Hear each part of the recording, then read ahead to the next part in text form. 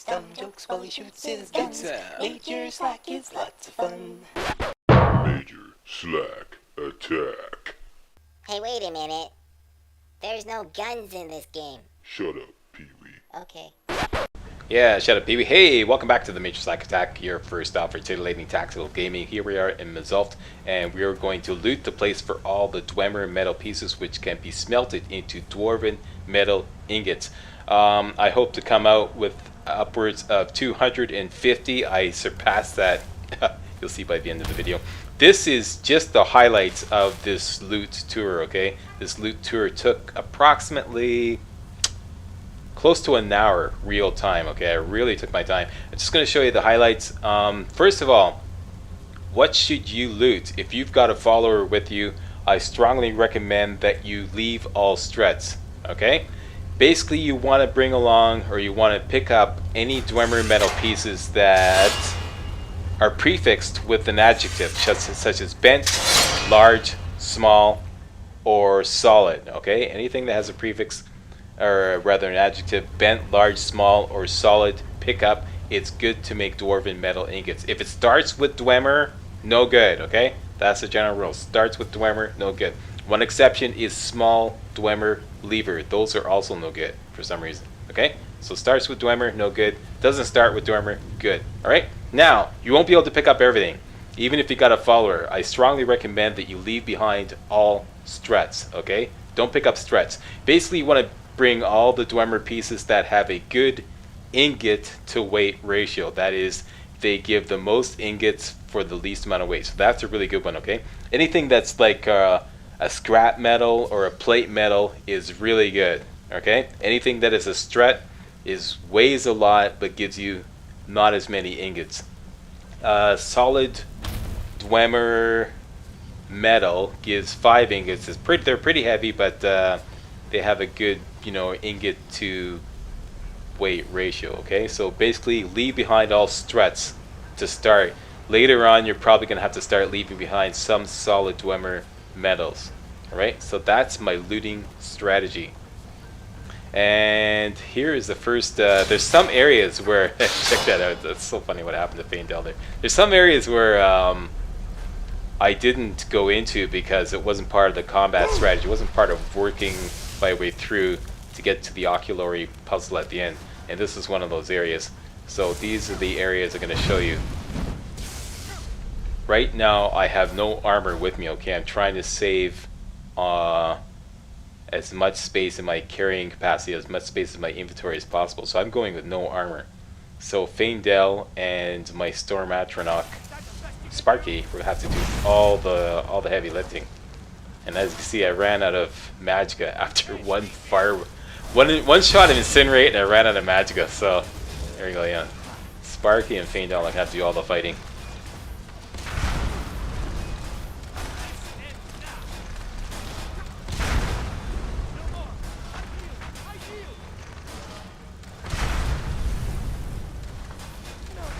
Finalizing is down for the count. He has no armor. That's okay. And down goes that Dwarven spider. Where do you go, Sparky? Where do you go, Finalizing? Now, skipping ahead. One of the reasons why I left my armor behind is so I could switch over to my lockpicking gear. And whenever I switch over to my lockpicking gear, which is basically my master/merchant gear, it's going to completely throw off my carrying capacity. It's going to change everything, because my heavy armor, because I'm using the Steed Stone, my heavy armor weighs nothing. But if I take off any piece of heavy armor, it automatically adds the weight of that armor back to my carry weight. All right. So to avoid that, I just left all my heavy armor at home, because I want to be able to use my lockpicking gear whenever I want to, need to open these master locks. Okay, so I'm also going to show you all the areas where I had to pick my way into, these areas and loot them. And hopefully I'm going to show the map here. I started showing the map on all this. Show the map, Slack. Show the map, show the map, show the map, show the map, show the map. Come on, show the map. There we go. That's where I am. Okay, skipping ahead. Here's another one. Expert locked gate.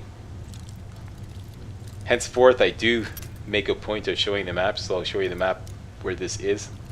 This is another area I skipped over in my original run through Mzulft. My original run was just, like I said, concerned with going into combat and working my way to the end to the oculary puzzle. No bad guys in here, just a nice chest to loot. Nothing else. That's it, show the map slack.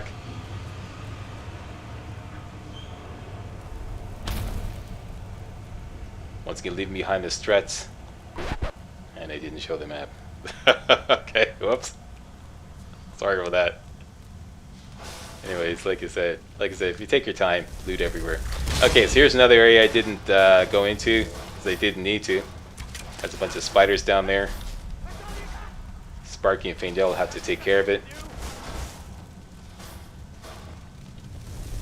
These guys cannot be soul trapped. Somebody mistakenly posted a comment saying they can. That's wrong. They cannot. None of this dwarven machinery can be soul trapped.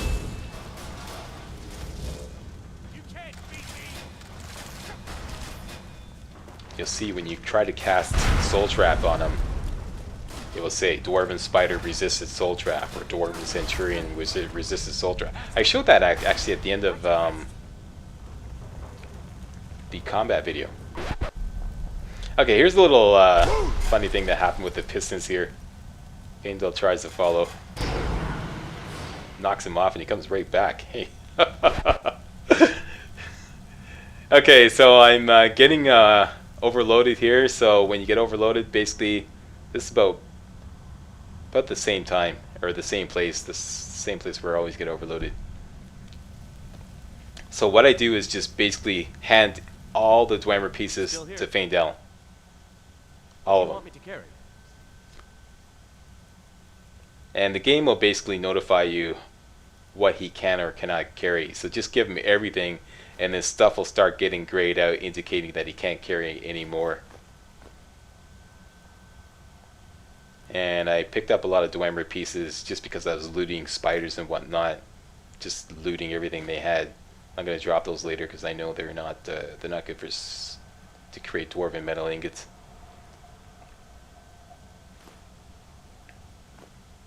And there you go. You can see solid Dwemer metal has now grayed out, so he can't take any more solid Dwemer metal. They're too heavy. You see? So Faendel is reaching his capacity as well. Here's another area that I'm going to lockpick my way into.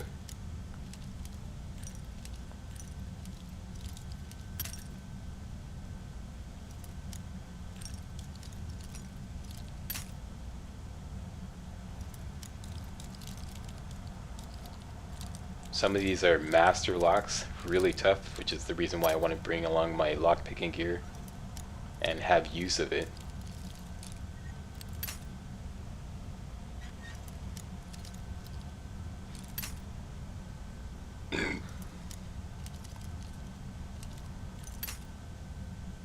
Was that a stifled burp, Slack? Who, me? Okay, come on, get your act here together, Slack. Not that hard. It's only a master. It's good thing I got lots of lockpicks. There we go. Opens the upsy. Level up lockpicking. Some nice bent Dwemer scrap metal there. A couple more there. Each one of those will yield 3 ingots, and they only weigh 2 each. So as you can see, they have a great ingot to weight ratio. The best pieces for, like ingot to weight ratio are bent Dwemer scrap metal, large Dwemer plate metal, and small Dwemer plate metal. Okay, any scrap or plate metal, good, very good. So those are your priorities when it comes to picking up Dwemer metal. So no good, good. Struts are the worst. Struts weigh a lot, but they don't give you really that many ingots. There's 2 kinds of struts. There's large, decorative Dwemer strut, gives 2 ingots, weighs 15, and the large Dwemer threat gives 3 ingots and weighs 20. As you can see, terrible ingot to weight ratio. And once you get into Falmer territory, don't forget to look around for some glowing mushrooms. Glowing mushrooms are very good for all destruction mages, because they're good for fortified destruction potions. Big glowing mushroom with nightshade.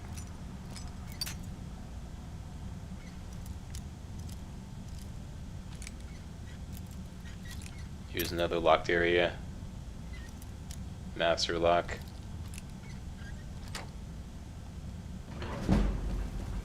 And I'm running away because I suspect there might be an enemy in there. And it turns out to be a false alarm. Can't be too careful though, because like I said, I have no armor. So I'm as weak as a newborn kitten. And this poor soul slept in a little too long. The Mzulft key. I forgot to look that up. I didn't need it in my travels.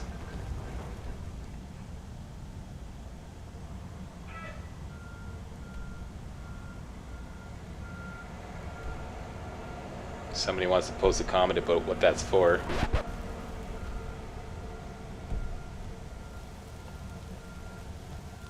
Whoop, this just in, that key was for that very same room. You can grab it using telekinesis and then use it to get into the room without having to lockpick your way in. There you go. And in this room is a chorus. These guys can be soul trapped. I'm keeping my distance because I don't want to get poisoned. I'm sure this guy could one-shot me. And I thought I had soul trap hooked up. Here's the kid. I had frostbite hotkey to number 3. Typically I have soul trap hotkey to number 3. So I totally fumble fingered that. See, now I'm switching it back to soul trap. There you go. I'm pretty sure I got him.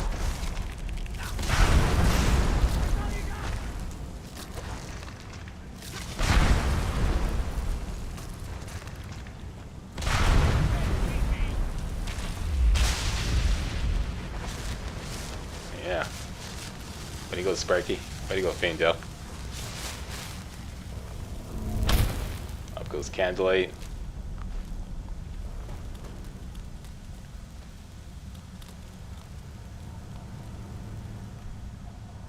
And that's where that is. Right near the Adrome. Okay, looting up here, boss. Have to pick my way into this.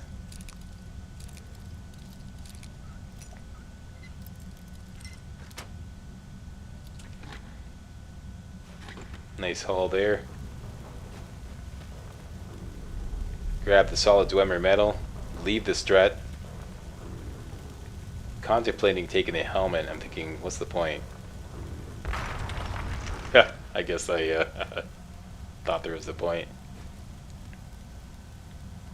Want to take a nap? There you go. Nice stone bed. And whoops, I skipped ahead there. You can hear a chorus behind that door. So open and run.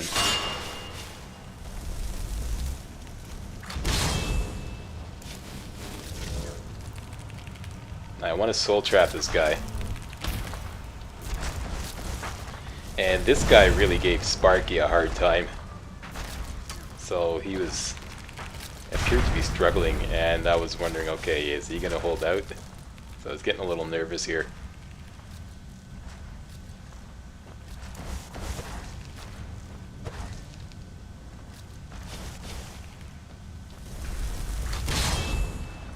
There. Either Sparky ran away or he killed him. And he didn't bite on my new one. So it's like, run away, Slack.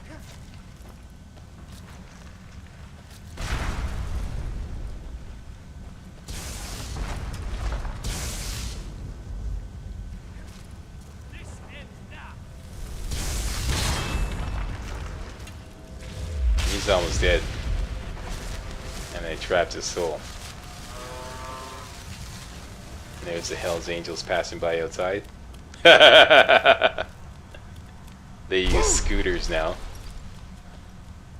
They've given up their Harleys. Okay, so that's where that area is.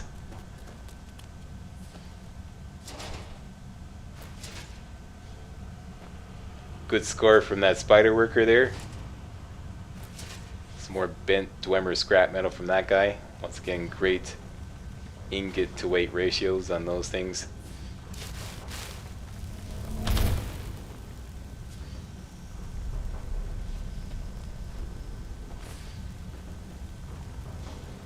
Leaving the struts.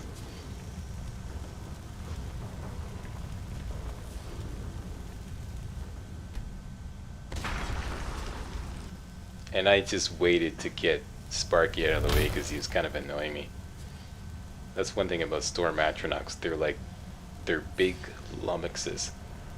Do not bring them into an area with tight corridors because they'll block your way. You're trying to retreat, they'll just block your way.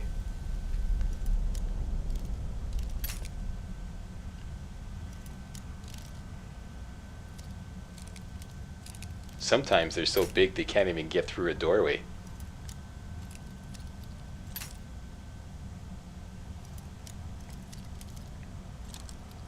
Okay, so I skipped ahead here again. Obviously this commentary is dubbed because I had to edit out a lot.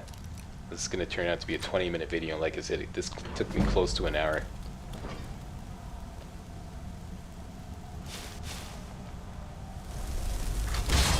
Largely because I took the liberty of taking my time.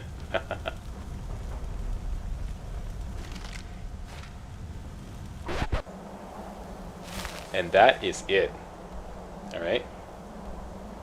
All the rest was routine. So we picked up all the rest of the Dwemer pieces according to the strategy I outlined earlier. And we're going to take them all back to the smelter here in Whiterun. Alright?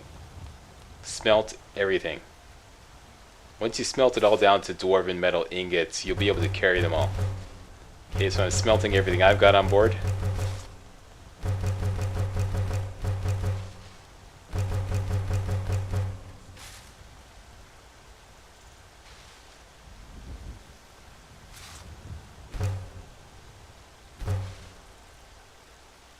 And let's see how many that turned out to be, just what I have on board. That cranked out 129 Dwarven Metal Ingots. Okay, now let's grab all the Dwemer pieces off Faendel. I'm trying to get Faendel as close to the smelter as possible so I don't have to like slow walk too far once I take on all his pieces. So he finally figures it out. This way, Faendel. There we go, walk this way. Okay, that's just nice. I got your back. Alright, that's nice. Now, give me everything you got on board. What do you want me to carry? Okay, so grab all his Dwemer metal. As you can see, I'm horribly overloaded now, even with the Steed Stone and my carrying capacity bonuses. Once we smelt it all, though, it'll reduce the weight. Okay, so smelting it up here, boss. Turning everything into Dwarven Metal Ingots.